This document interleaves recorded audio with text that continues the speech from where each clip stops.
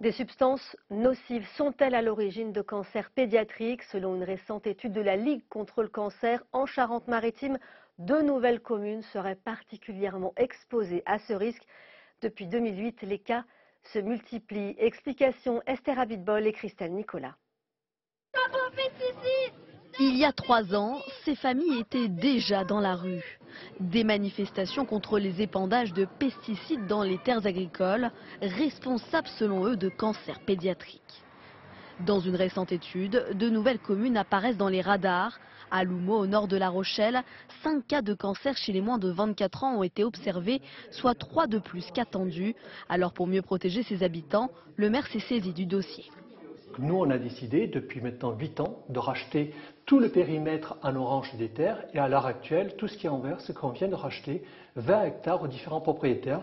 Et on va continuer à racheter les 20 autres hectares pour transformer toute cette partie, ici, en prairie, et cette partie en maraîcher.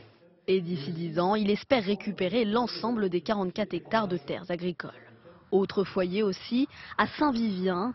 Ici, 5 cancers ont été observés, des résultats jusqu'ici inconnus de la municipalité. Il est clair qu'au moins, en étant informé, on aurait été transparent avec la population. Ça, c'est clair. Là, pour l'instant, on a l'impression que de vivre à Saint-Vivien, c'est vivre dans un petit paradis, ce qui n'est pas tout à fait faux.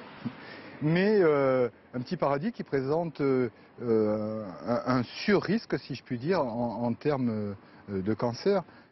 Face à la multiplication des cas en Charente-Maritime, cette association demande à l'État d'agir.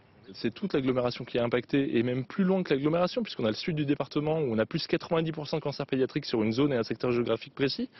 On ne peut pas laisser ça en l'état. On se doit de réagir, on se doit de changer la méthodologie des agences sanitaires.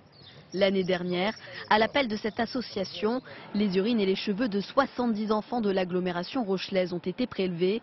Des résidus de pesticides y avaient été retrouvés. Depuis la première alerte, aucune mesure concrète n'a été prise par l'État.